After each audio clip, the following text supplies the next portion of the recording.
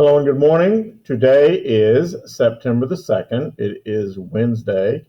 And while I know that we do not have Google Meets on Wednesday, we do have class. And today we are going to visit a couple more places in the modern world that look very much like the ancient world. And we're going to learn how they used art because in these areas. And it's really an interesting study. And so go with me now to Polynesia.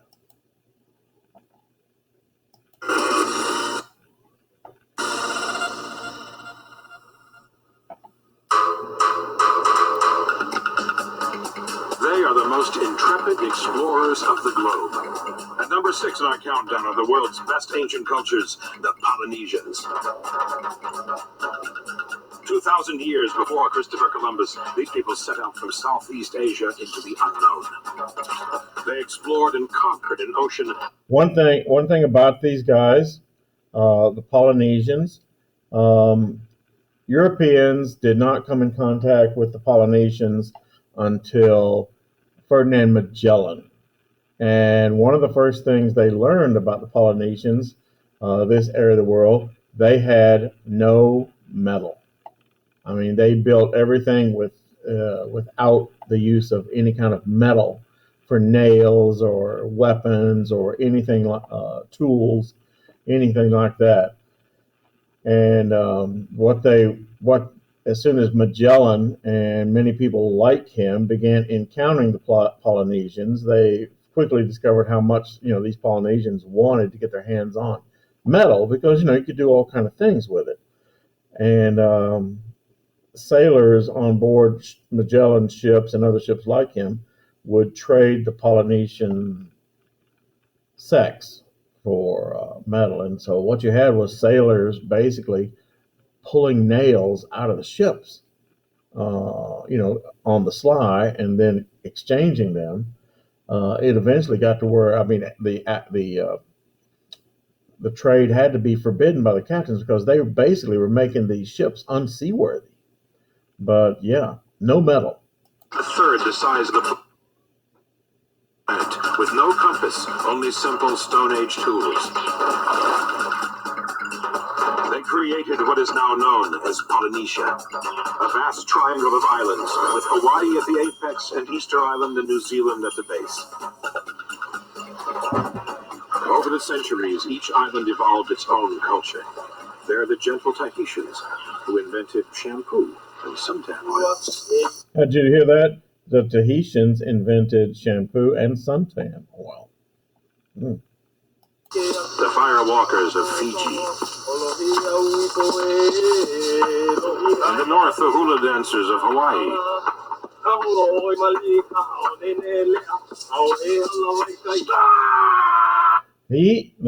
Now we're looking at art.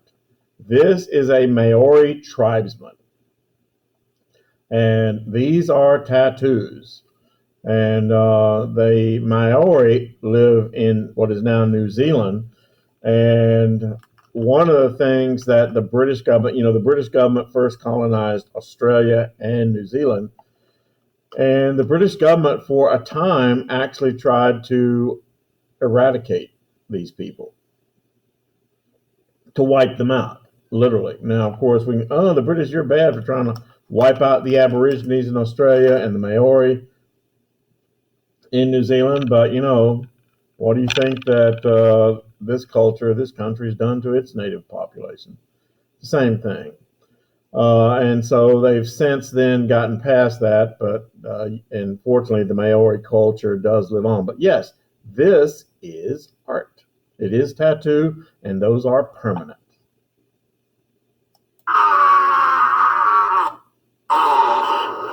And in the south, the fierce Maori warriors of New Zealand.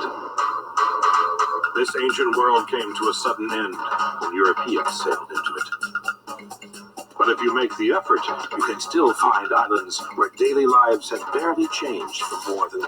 And I don't know the statistic, but there are a significant number of people who live in Polynesia every year that are killed by falling coconuts.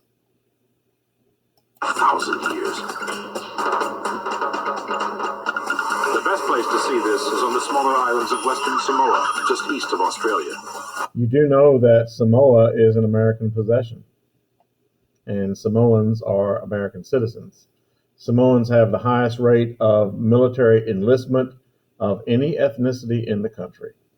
It may look like paradise, but the key word here is self-sufficiency. Most people live in traditional shelters, or falaise, always constructed by the whole community and put up in less than a day. Their ancient open style is tailor-made to cope with the frequent cyclones. The open sides equalize the air pressure, where concrete buildings can be flattened in minutes.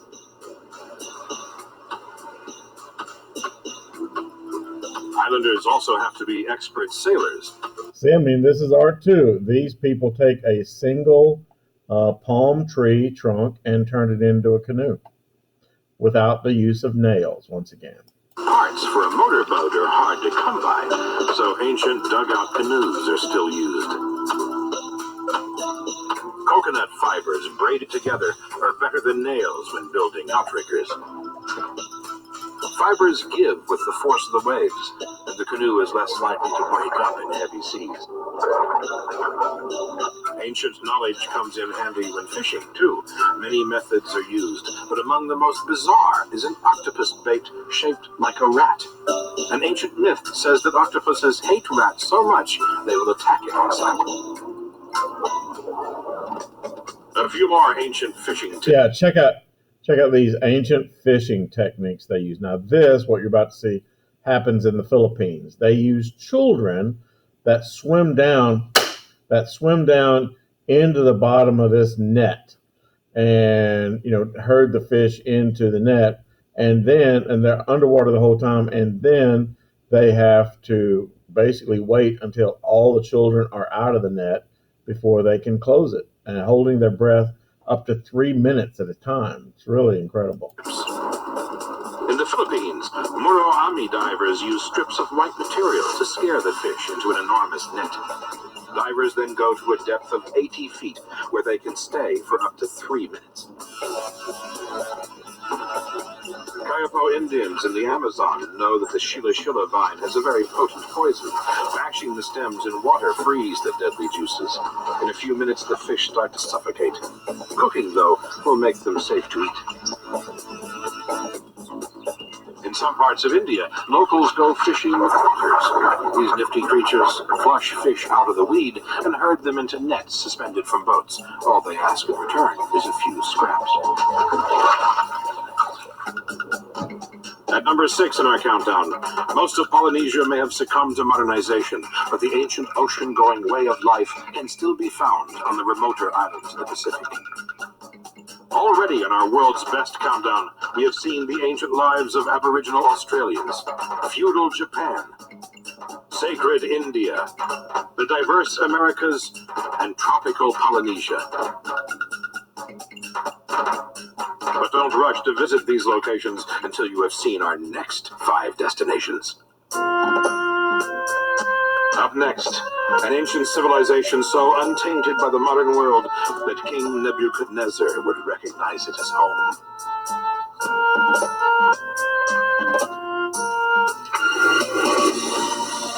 Notice Iraq. Yeah, Iraq, the same Iraq that so many American soldiers have served in over the past 20 years. But yes, Iraq. And what they're talking about is not all of Iraq. It is the southern marshlands, an area that we're going to be talking about soon when we start talking about the first civilizations. But yes, southern Iraq, where the Tigris and Euphrates River join and form a giant marsh.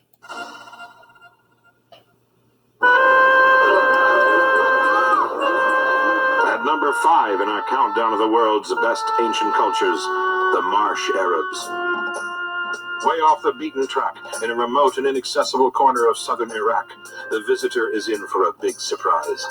Instead of a desert, there is water everywhere. For here on the delta between the rivers Tigris and Euphrates is the planet's largest marshland. Just came to me. I hope that you all understand that you are to be scripting these still. I mean, it's 20 points per day, and you turn them in every day, okay? Its inhabitants believe the marshes are the original Garden of Eden, and they may be right. Yeah, I mean, if you look in the Bible, yeah, it could be right. This could have been where the Garden of Eden existed. The Marsh Arabs, or Madan, are the remnants of one of the greatest empires the world has ever known, Sumeria and Babylon. Sumeria, Their yes. ancestors are thought to have invented the wheel, writing, the first code of law, the plow. Today, the Madan may have abandoned their ancient gods and become Muslims, but their daily lives are Cuisine is a type of art. This is cooking. still almost an exact replica of their ancestors 6,000 years ago. You see, what is amazing about these structures that they live in, they live on a marsh, and so they have to continually create the ground upon which they walk by going out and cutting down reeds and laying them down and building houses on top of them using mud and straw.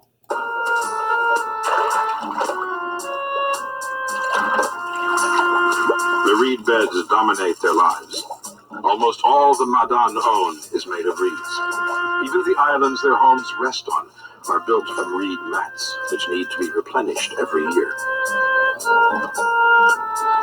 The other important element in their life is water buffalo.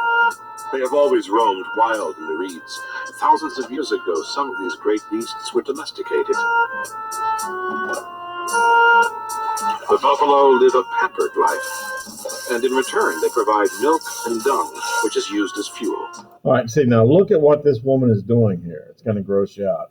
Yeah, when he said dung, he meant poop. He meant the excrement of those water buffalo that they take and they mix with straw, and then they dry it in the sun. It makes a very good fuel. It also makes good insulation for their structures. But yeah, you know.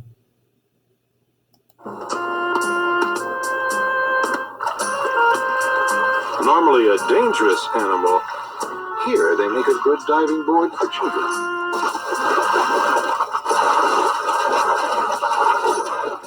The third ingredient in this ancient world is boats. You can't drop in on a neighbor without taking a boat ride. Boats are vital for hunting trips. Since the Madan don't eat their buffalo, they get protein from fishing the ancient way, or by hunting wildfowl and marsh pigs the size of donkeys. Guns are their only modern implements.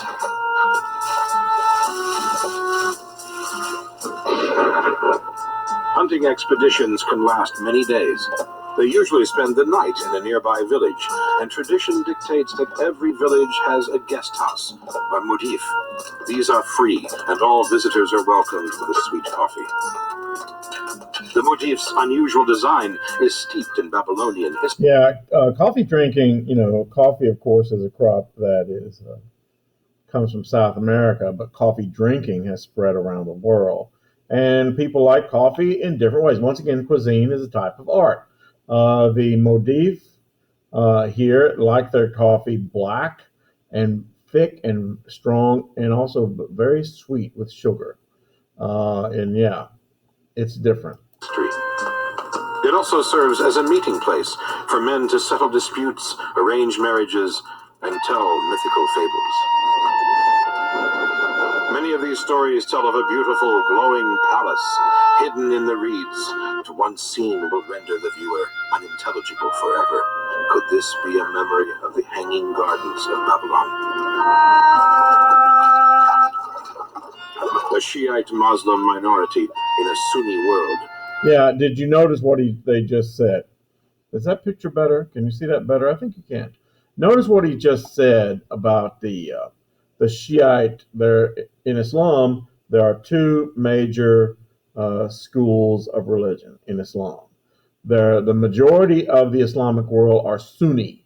They are more moderate, they take the Quran less literally, but the minority are Shiite.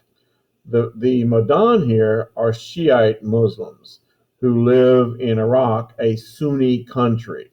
And what they're about to tell you is that the old ruler of Iraq, a guy you might remember his name, Saddam Hussein, who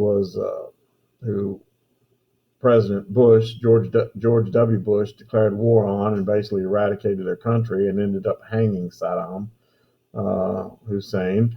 But this guy, Saddam Hussein, since these people are Shiite, tried to drive them out by draining the marsh. Take the water away, and they turned the marsh this area into another desert. The Marsh Arabs today are under tremendous pressure. The Iraqi government is deliberately draining the marshes and forcing the Madan to move, changing their ancient way of life forever. At number 5, the Madan are in the middle of our countdown. Their way of life was virtually untouched for 6,000 years, but recently it has been threatened and may soon disappear altogether. For number 4, we journey into the unknown. It may take weeks to travel here, but you will have a chance to meet tribes who have never had contact with the outside world. Coming up. Okay, and we are going to pick up that tomorrow.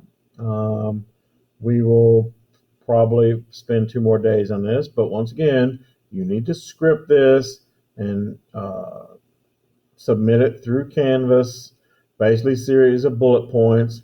What did you learn today? What did you discover about Polynesia in the Pacific, their civilization, their use of art, and then the Madan, the Marsh, also called the Marsh Arabs of Iraq.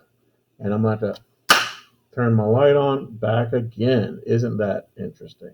And so with that, I will leave you. That's your assignment for today. Have a good day. I will see you tomorrow. Goodbye.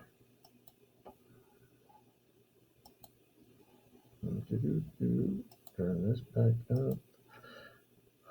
And we're going